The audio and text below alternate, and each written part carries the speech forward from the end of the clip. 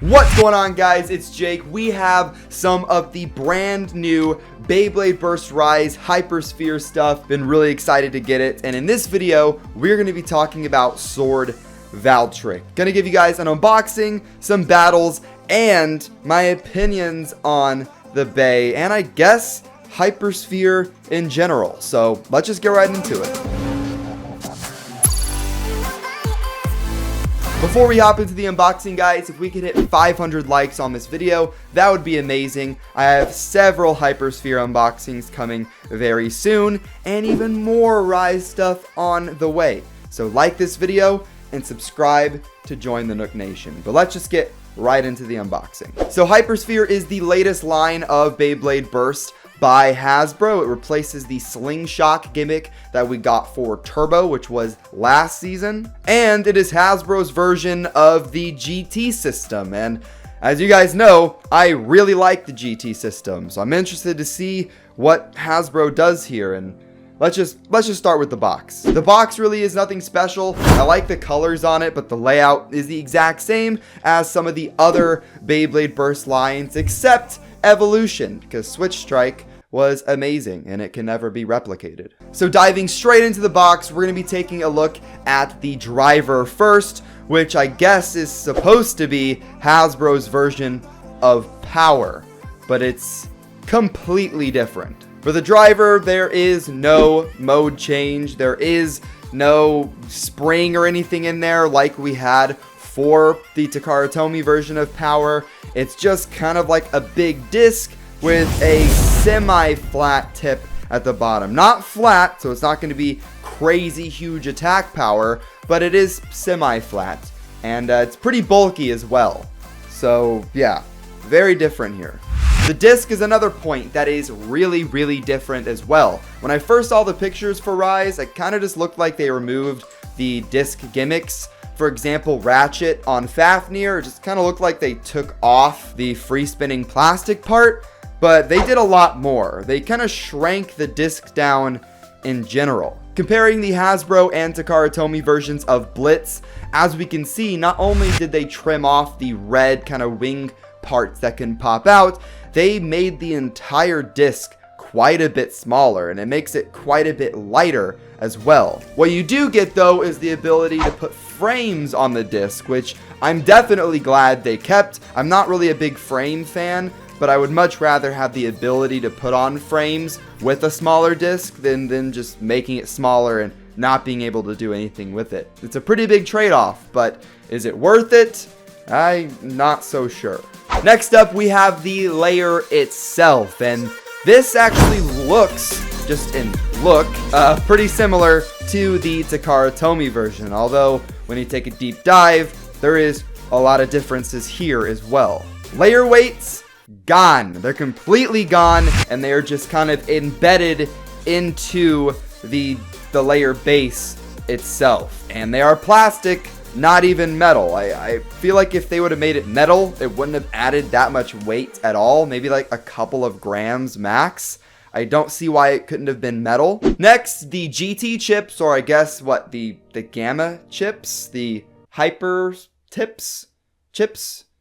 I have no idea. The chips are also really different in the way that they are put on to the layer base. With Takara Tomy, you have these, it's kind of like a latch where you have these little tabs you can pull down and you can pull the chip out. Well, here you just are able to push the entire thing in. There is no latch, you could just pull it out. And I guess that's how it has to work because Hasbro has slopes, Takara Tomy has teeth.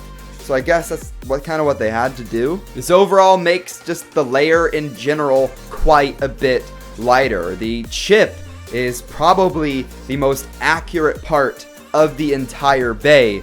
Everything else is radically changed, and even the chip is different because it's just not the same in the way that it connects to the layer base at all. So now whenever we put the bay all together, as you can see, it looks just really different in comparison to the Takara Tomy one. If you get that front on view where you see like both layers just straight on, it's, you know, it's kind of more of a spot the difference sort of thing. But as soon as you turn the bay sideways, oh, these really aren't the same at all. The biggest change here, really, that makes these bays so different is the disc. The discs are completely different. The weight is completely different.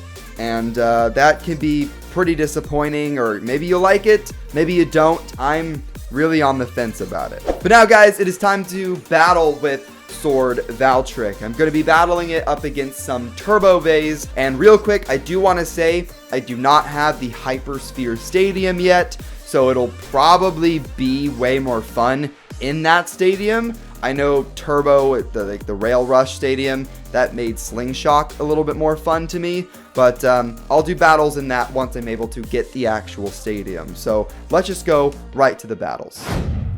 So here is SWORD VALTRYEK, taking it apart really quick. As you can see, it just is pretty different than the Takara Tomy version all the way through. But we're going to be battling it up, just battling it, putting it up against some turbo bays, and we're going to see how it does. So let's start. Alright, so first up, oh, that was really quick. I was going to say first up, we're going to start it up against the Takara Tomy version, but that battle was fast.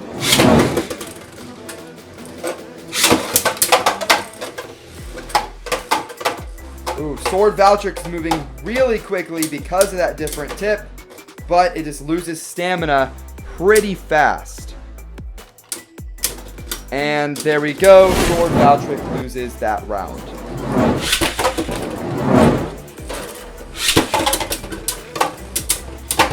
Oh man, see, another massive hit from /Valkyrie right there, and it is 2-0.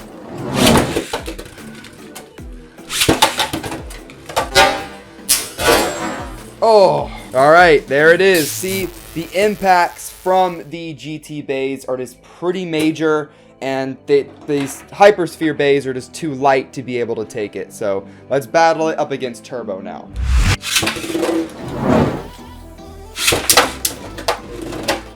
All right, taking on Turbo Achilles. All right, Achilles is in its more balanced mode. It's not really attacking that much. So SWORD VALTRYEK is just kind of flying around it right now. And all right, SWORD VALTRYEK loses the first round.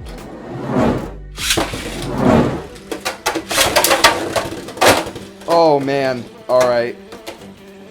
Out of the state. Oh, and it's a burst finish. So he kind of knocked SWORD VALTRYEK out of the stadium. It came back in, and then there was a burst finish. And Turbo Achilles took really no damage at all.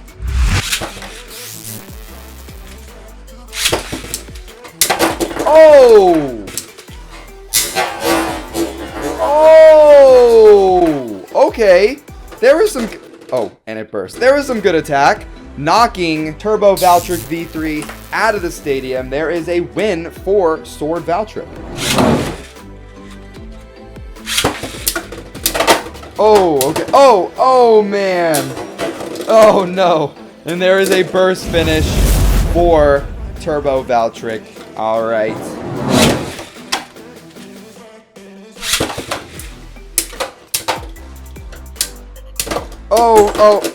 Oh, man. And there is another burst finish on SWORD VALTRYEK right there. Okay. So, then again, guys, Turbo VALTRYEK V3 is a Switch Strike bay, so I don't really think that's fair, but yeah, it loses again.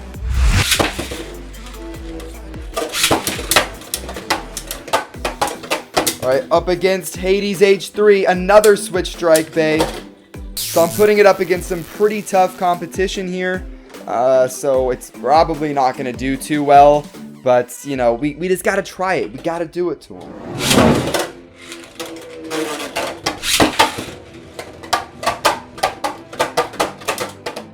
Alright, yeah. VALTRYEK just wasted a lot of its stamina kind of hitting the stadium walls. So I feel like that would definitely be way different in the Hypersphere, like the Hypersphere stadium. I don't think it'd do it that much, but, you know, there it is. Oh! Oh! Oh! Oh, no. We got to do another one. That was just too awesome. We got to do another one.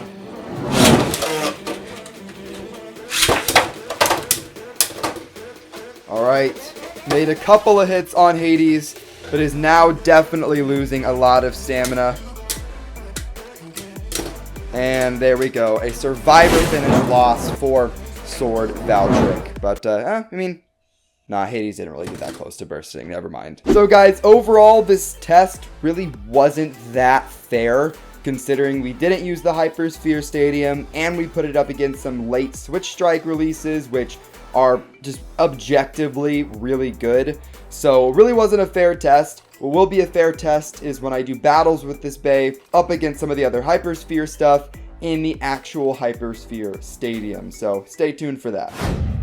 And that's going to wrap up the battles, guys. Once again, I do not have the Hypersphere Stadium, so I don't know how the bays will be different in there. Also, once I battle it up against some other Hypersphere stuff, that could change how I feel as well. But as of right now, it's kind of in that same boat as Turbo. The big lack of weight, and the lack of weight is even bigger on Rise than it was for Turbo, because at least for Turbo, you know, they got rid of metal on the layers, but now they got rid of metal on the layers and they got rid of metal on the discs too. So Takara Tomy GT has some major impacts and major hits because the bays are bigger and they weigh more.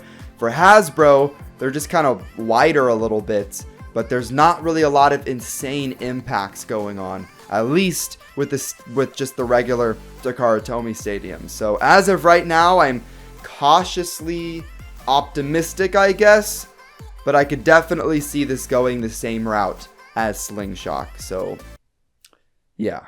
But once again, if you have not liked this video yet, hit that like button, get this video up to 500 likes, and hit subscribe to join the Nook Nation. Like I said, I have a bunch more Hypersphere stuff coming up soon. That's gonna wrap it up. Let me know what you guys think of SWORD VALTRYEK and maybe even Hypersphere in general in the comments down below. But I will see you guys in the next one. Have fun and bay away.